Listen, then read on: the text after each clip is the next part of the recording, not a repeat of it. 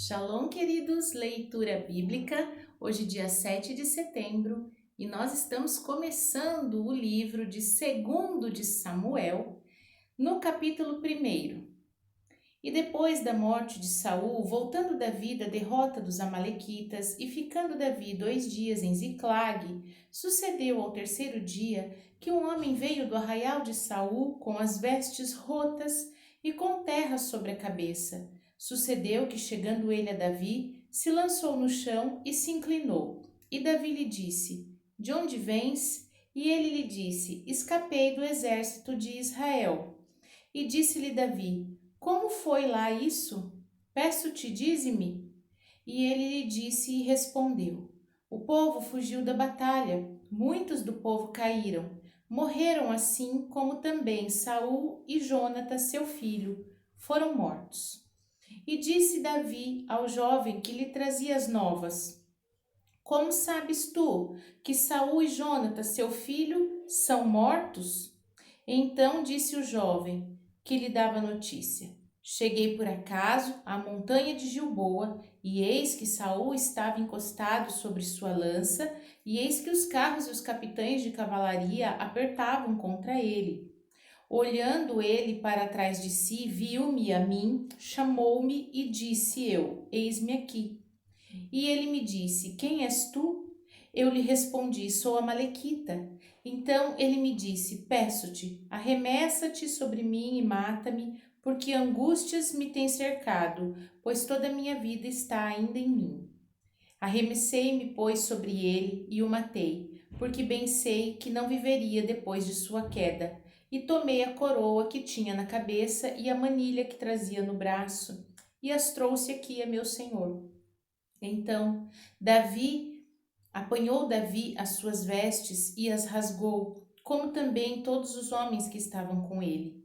E prantearam e choraram e jejuaram até a tarde por Saul e por Jonatas, seu filho, e pelo povo de Iavé, pela casa de Israel, porque tinham caído à espada. Disse então Davi ao jovem que lhe trouxera a nova: De onde és tu? E ele disse: Sou filho de um homem estrangeiro, amalequita. E Davi lhe disse: Como não temeste tu estender a mão para matares o ungido de Iavé? Então chamou Davi a um dos jovens e disse: Chega e lança-te sobre ele. E ele o feriu e morreu. Disse-lhe Davi: O teu sangue seja sobre tua cabeça, porque a tua própria boca testificou contra ti, dizendo: Eu matei o ungido de Iavé. E lamentou Davi a Saul e a Jonatas, seu filho, com esta lamentação, dizendo que ele ensinassem aos filhos de Judá o uso do arco. Eis que está escrito no livro do reto: ornamento de Israel, nos teus altos fui ferido, como caíram os valentes. Não o noticieis em Gate, não o publiqueis nas ruas de Asquelon, para que não se alegrem as filhas dos filisteus, para que não saltem de contentamento as filhas dos incircuncisos.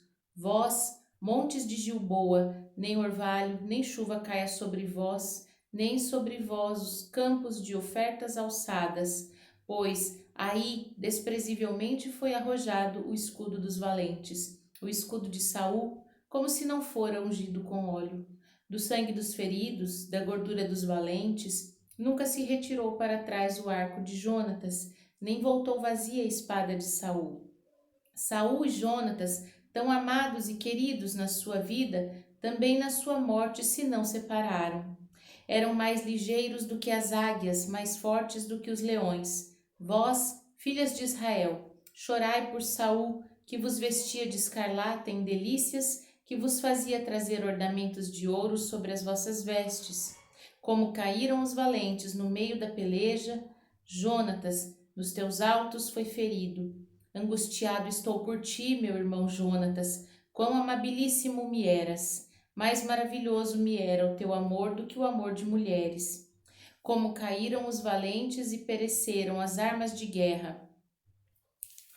Primeira aos Coríntios, capítulo de número 12. Acerca dos dons espirituais, não quero, irmãos, que sejais ignorantes. Vós também sabeis que éreis gentios, levados aos ídolos mudos, conforme éreis guiados. Portanto, vos quero fazer compreender que ninguém que fala pelo Espírito de Deus diz: Jesus é anátema. Ninguém pode dizer que Jesus é Senhor, senão pelo Espírito Santo. Ora, há diversidade de dons, mas o Espírito é o mesmo, e há diversidade de ministérios, mas o Senhor é o mesmo. E há diversidade de operações, mas é o mesmo Deus que opera tudo em todos. Mas a manifestação do Espírito é dada a cada um para o que for útil, porque a um, pelo Espírito, é dada a palavra da sabedoria, e a outro, pelo mesmo Espírito, a palavra de ciência. Ao outro, pelo mesmo Espírito, é dada a fé, e ao outro, pelo mesmo Espírito, dons de curar. Ao outro, a operação de maravilhas, ao outro, a profecia, ao outro, dons de discernir os espíritos, e a outro, a variedade de línguas, a outro, a interpretação de línguas. Mas um só e o mesmo Espírito opera todas essas coisas, repartindo particularmente a cada um como quiser. Porque, assim como o corpo é um e tem muitos membros, e todos os membros, sendo muitos, são um só corpo, assim é Cristo também. Pois todos nós fomos batizados em um Espírito, formando um corpo, quer judeus, quer gregos, quer servos, quer livres. E todos temos bebido de um Espírito. Porque também o corpo não é só um membro, mas muitos. Se o pé disser: porque não sou mão, não sou do corpo, não será por isso do corpo? E se a orelha disser: porque não sou olho, não sou do corpo, não será por isso do corpo? Se todo o corpo fosse olho, onde estaria o ouvido? Se todo fosse ouvido, onde estaria o olfato? Mas agora Deus colocou os membros no corpo, cada um deles como quis. E se todos fossem um só membro, onde estaria o corpo? Agora, pois, há muitos membros, mas um corpo. E o olho não pode dizer à mão: não tenho necessidade de ti, nem a cabeça aos pés: não tenho necessidade de vós. Antes, os membros do corpo, que parecem ser os mais fracos, são necessários. E os que reputamos menos honrosos no corpo, a esses honramos muito mais. E aos que em nós são menos decorosos, damos muito mais honra. Porque os que em nós são mais honestos não têm necessidade disto. Mas Deus assim formou o corpo, dando muito mais honra ao que tinha falta dela, para que não haja divisão no corpo. Mas antes, tenham os membros igual cuidado uns dos outros, de maneira que, se um membro padece, todos os membros padecem com ele. E se um membro é honrado, todos os membros se regozijam com ele. Ora, vós sois corpo de Cristo, e seus membros em particular. A um pôs Deus na igreja, primeiramente, apóstolos, em segundo lugar, profetas, em terceiro, doutores, depois, milagres, depois, dons de curar, socorros, governos, variedades de línguas. Porventura, são todos apóstolos? São todos profetas? São todos doutores? São todos operadores de milagres? Têm todos o dom de curar? Falam todos diversas línguas? Interpretam todos? Portanto, procurai com zelo os melhores dons, e eu vos mostrarei um caminho ainda mais excelente. Livro do profeta Ezequiel, capítulo de número 10. Depois olhei, e eis que no firmamento, que estava por cima da cabeça dos querubins, apareceu sobre eles como uma pedra de safira, com aspecto de semelhança de um trono, e falou ao homem vestido de linho, dizendo: vai por entre as rodas, até debaixo do querubim, e enche as mãos de brasas acesas dentre os querubins, e espalha-as sobre a cidade. E ele entrou à minha vista, e os querubins estavam ao lado direito da casa, quando entrou aquele homem, e uma nuvem encheu o átrio interior.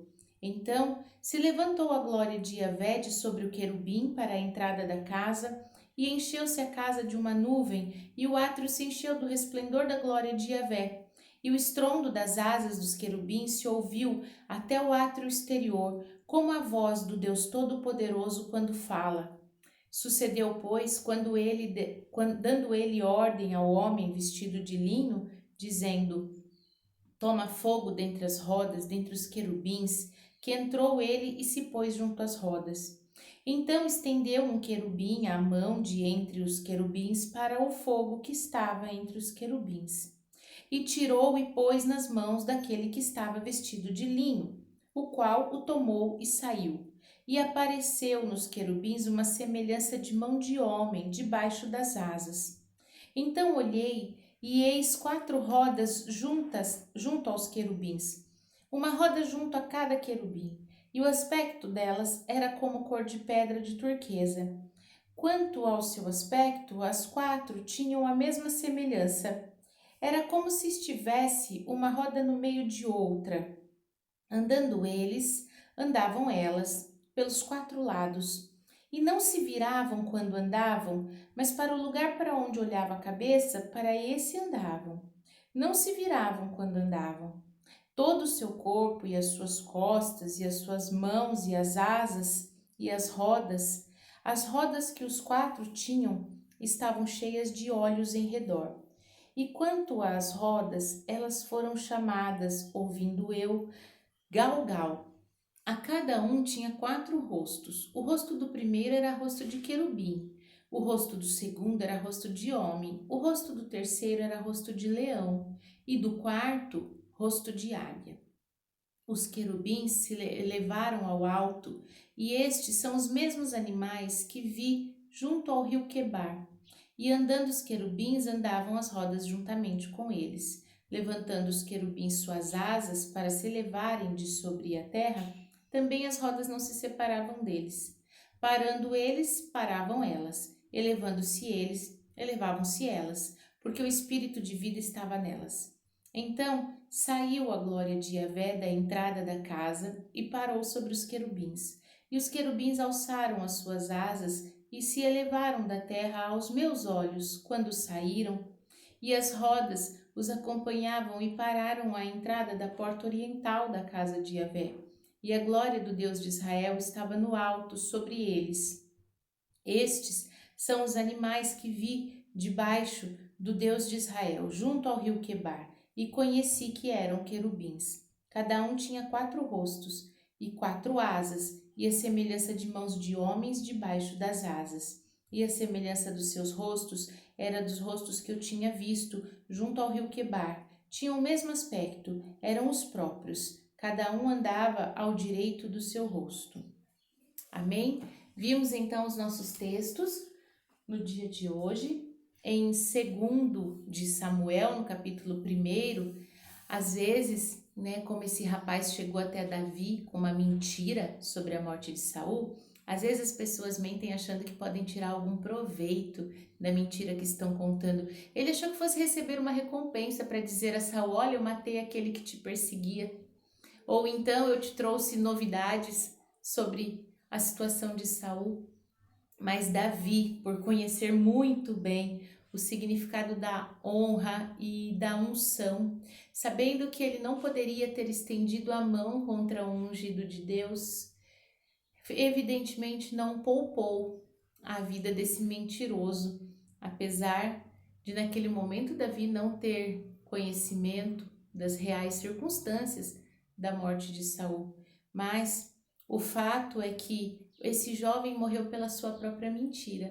E nós precisamos tomar cuidado, porque a mentira arma laços de morte sobre a nossa vida. Então é necessário vigiar muito o nosso comportamento e aquilo que falamos. E em 1 aos Coríntios, no capítulo 12, nós entendemos que Deus de fato deseja unidade. Nós não precisamos ser uniformes, mas nós precisamos ser unidos, né? A sabedoria de Deus é multiforme, né? Então, nós podemos ter dons diferentes, capacitações diferentes, porque somos membros diferentes, mas é necessário ter unidade, né? Não precisa ser tudo igual, mas precisa ser tudo unido. E se Paulo estava ensinando isso há tantos anos atrás, parece que a igreja ainda tem uma dificuldade de entender o significado de unidade, porque ainda encontramos pessoas defendendo placas, quando na verdade deveríamos defender o sacrifício do nosso Salvador e por ele sim nos identificarmos, por ele sim nos posicionarmos, né, como filhos do mesmo Pai, como soldados de um mesmo exército, como membros de um mesmo corpo. Em Ezequiel, no capítulo 10, a gente vê que é a segunda vez que o profeta tem essa visão tão ampla, tão detalhada, tão minuciosa da glória de Deus. Nós precisamos entender que a glória do Senhor resplandece sobre tudo. E se nós não contemplamos ainda essa presença majestosa de Deus, é porque nós precisamos de um pouquinho mais de intimidade. Então, que nós tenhamos a oportunidade de nos tornar cada vez mais íntimos do Senhor, para que a gente possa conhecer o resplendor da sua glória. Amém? Vamos orar? Pai santo, bendito, fiel, justo, nós te damos graças pelo teu zelo, pelo teu amor e a tua misericórdia. Clamamos a ti, ó Pai, que nossos lábios sejam sempre portas da verdade do Senhor, uma verdade capaz de anunciar o teu reino e a salvação. Livra-nos, ó Deus, de toda tentação, pela mentira, pelo engano, porque sabemos que ali estão os laços de morte. Que nós possamos, Pai, em unidade, conhecer o resplendor da tua glória e contemplar a beleza do Senhor. É o que te pedimos e agradecemos em nome de Jesus. Amém. Shalom.